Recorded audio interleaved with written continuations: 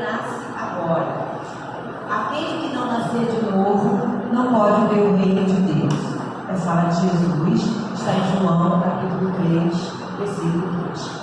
A própria natureza apresenta preciosas lições nesse particular. Sucedem-se os anos com matemática precisão, mas os dias são sempre novos, dispondo assim de 365 ocasiões de aprendizado e recomeço, anualmente. Quantas oportunidades de renovação moral encontrará a criatura num abençoado período de uma existência? Conserva do passado que for bom e justo, belo e nobre, mas não guarde do pretérito os detritos e as sombras, ainda mesmo quando mascarados de encantador investimento. Faze por ti mesmo os domínios da tua iniciativa pela aplicação da fraternidade real, o trabalho que a tua negligência atirará fatalmente sobre os ombros de teus benfeitores e amigos espirituais. Cada hora que surge pode ser portadora de reajustamento. Se é possível, não deixes para depois os laços de amor e paz que podes criar agora, em substituição às pesadas algemas do desafeto. Não é fácil quebrar antigos preceitos do mundo ou desenovelar o coração a favor daqueles que nos ferem. Entretanto, o melhor antídoto contra os tóxicos da ambição é a nossa boa vontade, a benefício daqueles que nos odeiam ou que ainda não nos compreendem. Enquanto nos demoramos na fortaleza defensiva, o adversário cogita de enriquecer as munições, mas descemos da praça, desassombrados e serenos, mostrando novas disposições na luta. A ideia de acordo substitui dentro de nós e em torno de nossos passos a escura fermentação da guerra. Alguém te magoa? Inicia o esforço da boa compreensão. Alguém te não entende? Persevera em demonstrar os intentos mais novos. Deixa de reviver cada dia na corrente cristalina e incessante do bem. Não ouvides a assertiva do Mestre. Aquele que não nascer de novo não pode ver o reino de Deus.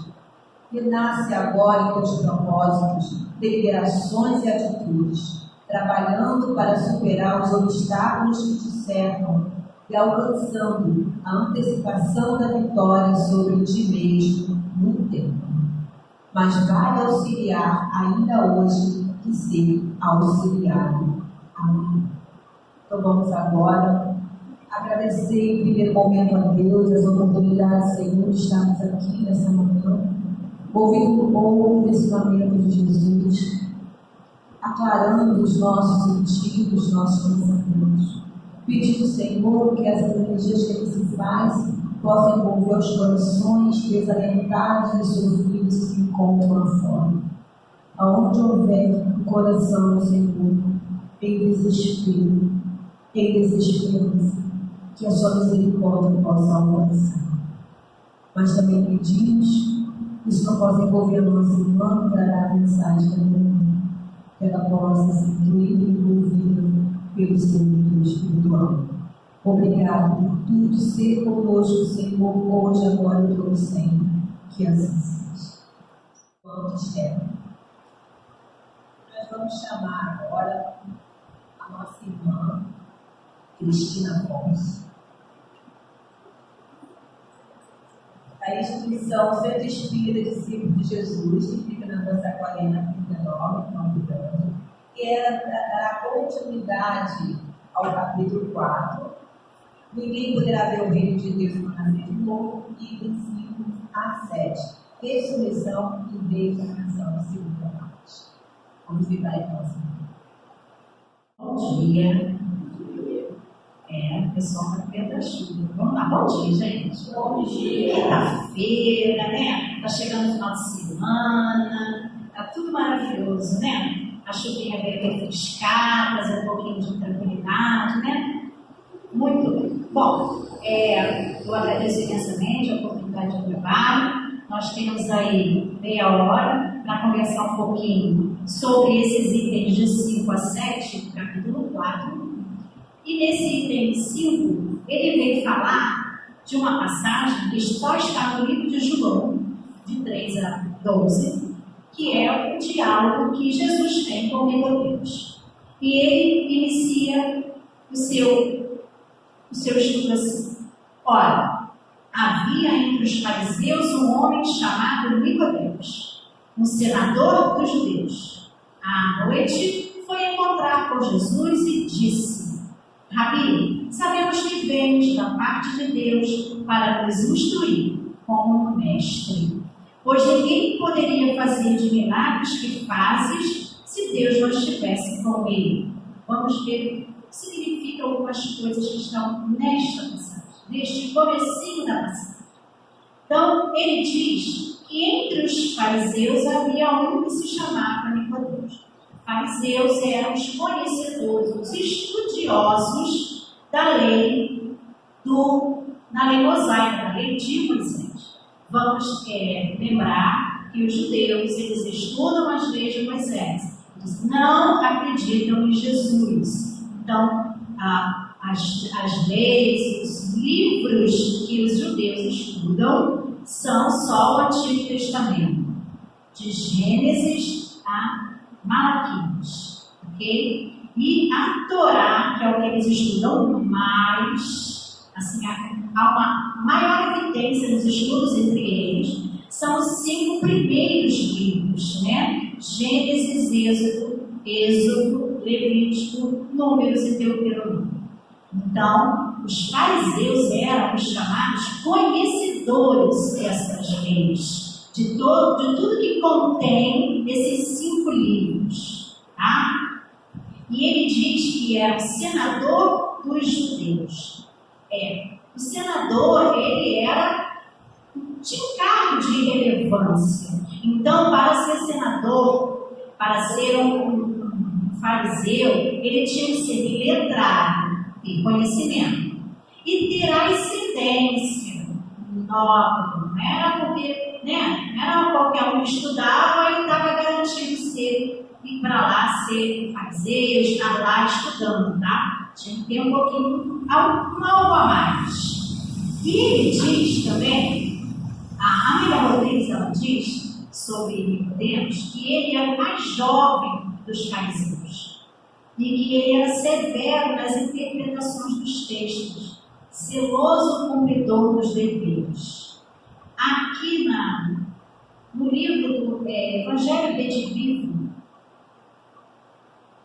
que é um dos livros da fé que lançou recentemente, cada livro estuda um evangelho. O Evangelho de Edvivo 4, ele fala do livro de João. Ele vem dizendo que Nicodemus era um dos mais jovens. Ele coloca aqui o livro, uma passagem do livro Primícias do Reino de Amélia Rodrigues. E que ele tinha o privilégio de ocupar a alta corte do Sinédrio.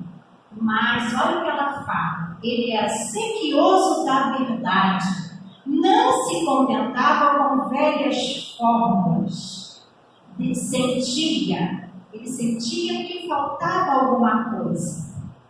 Depois daqueles tormentosos séculos em que Israel se vira privada de revelações, que algo estranho e grandioso pairava no ar. Ele já estava um pouco além dos outros fariseus. Tinha um caráter nobre, era severo e cumpridor dos seus deveres. Então, a gente já começa observando que Nicodemus tinha um diferencial. Ele tinha alguma coisa que fazia com que ele buscasse. Ele estava em busca de algo que nem ele mesmo sabia que algo era esse, mas que o que ele tinha não estava satisfazendo mais ele. Será que isso acontece conosco? O que nos faz buscar, estudar, assistir palestras, buscar conhecimento? É essa nossa necessidade de encontrar algo que supra a nossa alma, que alimente a nossa alma, que dê sentido à nossa vida. Mas esse sentido é espiritual, ok? Então, Nicodemos estava buscando isso. Ele buscava o sentido espiritual da vida, apesar de ele ser conhecedor profundo da Torá. Faltava o sentido espiritual verdadeiro. E aí ele ouve falar de Jesus e fica curioso: será que ele tem a resposta que eu preciso? E aí ele vai buscar. E ele vai à noite. Olha que interessante. Por que será que ele vai à noite?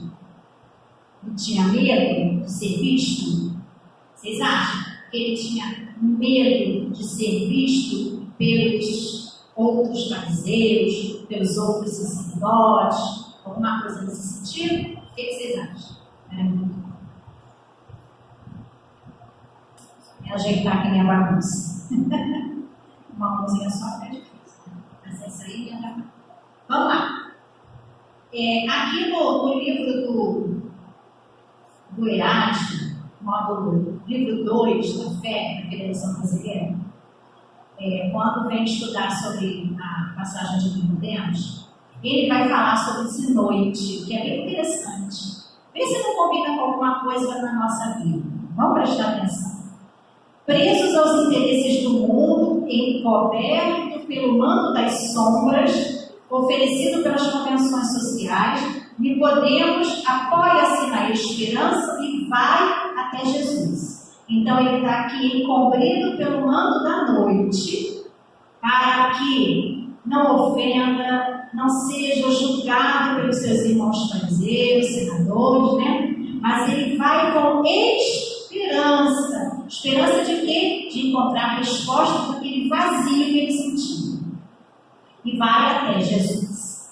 O mestre o acolhe sob o fluxo de sua luz e sabedoria, a fim de esclarecer. Veja um contraste. Essa sombra, essa noite, a gente pode buscar em outro sentido também. A noite que nos esconde, que nos protege da luz, do julgamento dos outros, mas também essa sombra da nossa ignorância, da ignorância do não saber aonde encontrar minhas respostas, não saber o que realmente eu preciso para me melhorar, o que está me amargurando, não sei. Então, aonde a gente vai encontrar resposta? Olha o que ele diz sobre o fluxo da luz de Jesus. Quem é que ilumina meu caminho, ilumina minha mente, ilumina meu coração? Jesus. E ele vai a esse ponto. Será que isso acontece na nossa vida, conosco?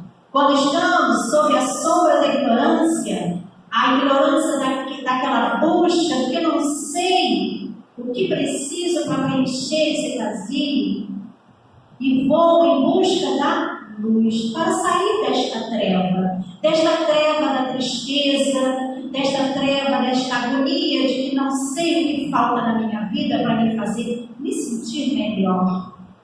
E Jesus é a luz. E ele diz que ele é a luz do mundo, não é? E continua aqui dizendo, do ponto de vista histórico, o fato se deu à noite. Entretanto, retirando a letra do sentido espiritual, entenderemos que a palavra noite indica trevas, escuridão, em oposição ao dia, claridade. No contexto da passagem evangélica, Nicodemos simboliza alguém que já identificou a sua escuridão interior, seus pontos obscuros existentes em si mesmo e representados pela ignorância que possuía ainda. A procura de Jesus é um ato de sabedoria que ele reconhece como mestre, capaz de conceder-lhes as orientações necessárias. Então, quando nós estamos encontrando nas trevas da escuridão, nas trevas desta agonia, é porque nós já identificamos que algo está faltando em nós. Por que eu estou assim? Por que as coisas não me contentam, não me deixam mais feliz? Eu faço, mas não é isso ainda. Está faltando alguma coisa. E quando vamos a Jesus, em busca dos seus ensinamentos, em busca da sua luz, saímos desta escuridão. Já se sentiram assim? Muitas vezes. E quando a gente encontra essa luz, é maravilhoso. Parece que abre-se um campo mais extenso à nossa volta e a gente encontra o que podemos fazer para ficarmos e permanecermos nesta luz. Porque não basta encontrá-la, temos que saber como permanecer nela. Aí é mais difícil. Aí vai vir a dificuldade, né? Vai vir a necessidade da força de vontade. E aqui depois ele diz: Rabi, sabemos que vem da parte de Deus, como mestre. Rabi significa meu mestre na hebraico. Rabino, nosso mestre. O rabino, ele é um professor. Ele é um mestre. Que foi o único título que Jesus aceitou, vocês sabem, né? Bom, só Deus. Né? Ele só aceitou de mestre. Porque o mestre é aquele que orienta, que explica, que te mostra para onde você deve seguir. Não foi isso que Jesus fez conosco e faz até hoje? O que diz a questão 625? Quem é guia e modelo da humanidade? Vede Jesus. Então o professor ele é um guia, ele é um modelo, porque os alunos seguem o professor. Algum professor aqui na matéria? Seus alunos imitam você? Mas acontece, não é? Então, aí a gente chega em casa e vê a criança pegando as bonequinhas lá e botando lá para aprender e fazendo exatamente como a gente faz. Senta aí, senão você vai ver, vou chamar sua mãe, hein? Não é? Eles fazem, porque nós somos modelos para essas crianças, para os jovens com quem a gente lida. E Jesus é um modelo maior, é o modelo de todos nós. Por isso ele só aceitou o título de mestre. E olha, a humildade de Nicodemos em chegar e chamá-lo de mestre, chamá-lo de rabino. Muito lindo isso. E ele fala: pois ninguém poderia ver os milagres que faz se Deus não estivesse contigo. E Jesus responde: opa, mas espera aí. Nicodemos fez alguma pergunta? Nicodemos fez uma afirmação. Mas Jesus responde como se ele tivesse feito uma pergunta. Aonde está a pergunta? Dentro da cabecinha dele. Mas ele teve até medo de perguntar. Mas o que isso nos mostra? Jesus sabe daquilo que pensamos. Jesus conhece as nossas necessidades. E ele afirma: em verdade eu te digo. Ou seja, ele afirma. Ele tem convicção do que ele está falando. Como um professor fala com o seu aluno. Com a certeza daquilo que ele está falando. Às vezes pode errar. O professor, Jesus nunca. Né? E aí a gente vai lá, vai ter que buscar. Talvez como a gente aqui também pode errar. E pede ajuda dos universitários. Ó, se eu errar, por favor, hein? Só vai aqui. Né? Então, Jesus vai responder a uma pergunta que está dentro de Nicodemos, mas que Jesus já sabia antes daquele encontro. E quando ele aceita o encontro, ele já sabe o que Nicodemos precisa, qual é a dificuldade de Nicodemos. E quando nós chegamos a Jesus suplicando em prece socorro, ele só está esperando que a gente vá a ele. porque Ele já sabe de tudo.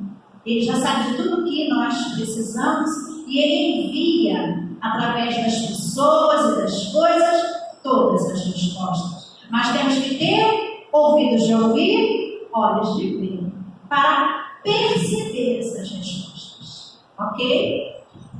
Qual é o objetivo, então, deste encontro? E aí eu vou voltar aqui para o Evangelho que edifica de João, da Federação, em que ele diz assim, a finalidade maior do encontro de Jesus com Nicodemos foi esclarecer a respeito da temática. E eu vou perguntar qual é a temática, qual é essa temática aqui? O que vocês acham? De que eles vieram falar? Daqui a pouco a gente vai ver. É importante que os cultos e incultos começassem a compreender que o homem é imortal, sobrevivente à morte do corpo físico, renasce em outros corpos físicos quantas vezes se fizerem necessárias para seu aprimoramento espiritual. Vamos voltar aqui no Evangelho para vocês entenderem quem está falando aqui. Nicodemos diz, Jesus responde, em verdade eu te digo que ninguém pode vir a ver o reino de Deus se não nascer de novo. Ver o reino de Deus. O reino de Deus é o nosso estado íntimo. É dentro de nós. Nascer de novo. E aí podemos, como assim nascer de novo? Como nascer um homem que já é velho pode voltar ao seio de sua mãe e nascer outra vez? Jesus, agora ele responde, tem uma pergunta. Novamente, 2 vezes em verdade, convicto, firmeza na sua resposta. Eu sou um homem, eu te digo, se o homem não renascer da água e do Espírito, não pode entrar no reino de Deus. Porque nascido de carne é carne, nascido de Espírito é Espírito. Não te espantes com o que te digo, que é preciso nascer de novo. O Espírito sopra onde quer, ouviste sua voz, não sabes de onde vem nem para onde vai. Assim mesmo acontece com todo homem que nasceu do Espírito. Bom, nascer de novo. E aqui que ele fala, esclarecer a respeito da temática. Um dos 5 pilares da doutrina, reencarnação. Nascer de novo. Mas a reencarnação traz a ideia de nascer num novo corpo. Estabelecido, produzido, planejado no mundo espiritual para aquele espírito, de acordo com as suas necessidades, com o que ele precisa, com o que ele vai poder utilizar, com seus talentos, com todo o seu planejamento, para que ele esteja aqui com todas as oportunidades diante dele para seguir o seu caminho para a frente. Porque Deus nos dá na existência todas as oportunidades e nos dá tudo o que precisamos para nos melhorarmos, nos aperfeiçoarmos como espíritos imortais que somos. Quem faz a bagunça somos nós, com as nossas escolhas equivocadas. Mas, graças a Deus, Deus é tão misericordioso que Ele nos ama incessantemente e nos dá novas e novas e novas oportunidades, até que nós não precisemos mais. Chegamos a espíritos puros, mas ainda estamos aqui imperfeitos, ok? E Ele vai dizer, que vai continuar, nascido de carne é carne e do espírito é espírito. Eu sei de onde vem o meu corpo físico, não sei? Você sabe? Você sabe? Você sabe? Eu sei. Veio da aglutinação de substâncias químicas, elementos, da ciência, que a ciência nos explica, azoto, hidrogênio, nitrogênio, não é isso? Oxigênio, que foi formado para, a partir do estudo da DNA, da ciência do corpo dos nossos pais, para que houvesse uma combinação, tudo muito bem planejado no plano espiritual. Então a gente sabe a origem do corpo físico. E o espírito que tem com isso? Neste momento nada. Porque o espírito ele vai se utilizar deste corpo físico. Então, meus pais puderam gerar o meu corpo físico, mas meus pais puderam gerar o meu espírito? Não, porque ele não é novinho, nem um pouquinho. Quem gera o espírito é Deus. É Deus que cria o espírito. Desde muito tempo para trás, nós já somos espíritos. Criados por Deus para aproveitarmos as oportunidades na carne para a evolução. E aí é que é a ideia da reencarnação. Ok? Alguma dúvida, ideia? Não? Como isso pode acontecer? Em verdade, te digo que nós só dizemos o que sabemos, só damos testemunho do que vimos, pois vós não acolheis nossos testemunhos. Mas se não acreditais em mim quando vos falo da terra, de coisas da terra, como acreditais quando te falar das coisas dos céus? Então, a fé que nós temos que ter, ela precisa ser nas coisas que a gente não vê. Na primeira epístola de João, no capítulo 4, João diz assim para nós: se dizes que ama a Deus, mas não ama o teu próximo, és um mentiroso. Porque quem ama a Deus, se dizes que ama a Deus, a quem não vê, mas não ama teu próximo, a quem vês, como pode? Como eu posso dizer que amo a Deus se eu não vejo? E aquele que está comigo no meu dia a dia, eu não amar. Porque qual é a lei? Amar a Deus sobre todas as coisas, com toda a tua força, com todo o teu coração, com toda a tua alma e ao outro como a ti mesmo. Então, se eu não amo ao outro, eu não posso dizer que amo a Deus. Então, como eu vou entender as coisas do céu se eu não entendo nem o que está aqui do meu lado, que eu posso pegar? Não é? Depois ele veio falar que João Batista, porque os judeus, gente, eles acreditavam na reencarnação, eles só não sabiam como é que acontecia. Eles não tinham a ciência que nós temos hoje. Eles só não tinham essa noção do que acontecia. Então, eles sabiam que Elias havia reencarnado como João Batista. Corpo novo, história nova, mas espírito igual. Né? Então, ele diz assim no próximo item: se essa crença fosse um erro, a crença de quê? Da reencarnação, Jesus não deixaria de combatê-la. Porque se tivesse errado, Jesus ia afirmar? Não. Como combateu tantas outras? Longe disso. Ele sanciona com toda a sua autoridade. Faz dela um princípio, uma condição necessária. Quando diz que ninguém pode ver o reino de Deus se não nascer de novo. Ele insiste acrescentando: não te espantes, é preciso nascer de novo. Nascer de novo. Duas vertentes. Nascer reencarnando para uma nova existência. Mas como diz aqui o livro que a leitura da nossa companhia fez no início, podemos nascer diariamente, a cada minuto, a cada hora. Por quê? Porque podemos nos transformar. Quantas vezes renascemos diariamente? Quando aprendemos algo e aplicamos esse algo na nossa vida. Isso é um renascer. Quando mudamos o nosso modo de pensar, o nosso modo de ver, até a nossa alimentação, é um renascer. Então podemos renascer a cada momento, principalmente quando aceitamos Jesus. Quando deixamos Ele entrar na nossa vida, Ou vamos buscá-lo para que ele responda às nossas indagações, como fez Nicodemos? Isso é muito importante. E Jesus está dizendo para nós: podemos renascer a todo momento.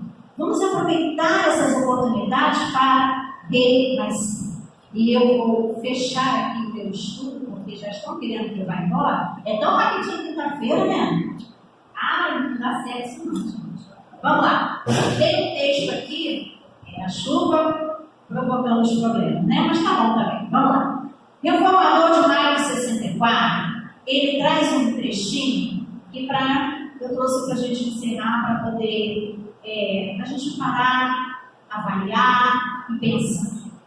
Ele diz assim: estudemos os princípios da reencarnação na lei de causa e efeito, à luz da justiça e da misericórdia de Deus, e perseveremos, mesmo encarcerados agora em contingentes obrigações, estamos intimamente livres para aceitar com respeito e humildade as determinações da vida, edificando o espírito de trabalho, compreensão naqueles que nos observam e nos rodeiam, marchando gradativamente para a nossa emancipação integral desde hoje. Estudemos, aproveitemos a cada instante, a cada estudo, a cada leitura, a cada desafio lá fora, a cada trabalho. Mãos à obra. Aproveitar é aplicar aquilo que a gente aprende. Nós estávamos até conversando aqui no início, né? O que estamos fazendo com tudo que aprendemos, com tudo que estudamos? Guardando tudo? Debaixo da mesa, debaixo da cama? Ou estamos raciocinando, buscando entendimento e aplicação? Porque Jesus nos trouxe esses elementos, ensinamentos, os seus exemplos, para que nós os utilizássemos a cada minuto da nossa vida, para que renascer a cada momento. Então aproveitemos e vamos aproveitar sempre todas as oportunidades, todos os estudos, todas as leituras, e renascer a cada momento, para que possamos seguir a luz de Jesus, porque estamos aguardando. Muito obrigada, gente. Bom dia. Nós agradecemos a nossa irmã Cristina, a mensagem da manhã, pedindo que Jesus a acompanhe na sua casa, nas suas tarefas. Jesus querido, aqui estamos nesse momento de rogar a tua misericórdia, o teu cuidado, o teu zelo, para cada um que aqui que o Senhor possa derramar sobre cada irmão necessitado, fluir do Senhor de paz, do jeito livre, cuidando do corpo físico, cuidando, Senhor, também das nossas mazelas espirituais, nos fortalecendo, nos dando amparo para o prosseguimento, aclarando os nossos caminhos para as tomadas de decisões em nossas vidas, Senhor. Que essa energia que se encontre possa correr pelos nossos corpos físicos, mas sustentar nós, espíritos encaminhados, Senhor. Agradecidos estamos por esse cuidado cotidiano e que possamos sair daqui melhores do que chegamos, levando essa paz, levando essa energia ao encontro dos nossos lares, dos nossos familiares, daqueles que precisamos do nosso caminho. Obrigado por tudo, Senhor, por essa manhã de ensino, de esclarecimento, e que o Senhor possa envolver toda a humanidade no seu abraço gentil e fraterno. Ser conosco hoje, agora e todo sempre, que assim seja, Senhor. Queridos companheiros, nos vamos ter nas revistas. Quem quiser levar, fique à vontade, tá? Para vocês mesmos. Fiquem com Deus. Tenham um dia maravilhoso, final de semana em paz, e até a próxima quinta.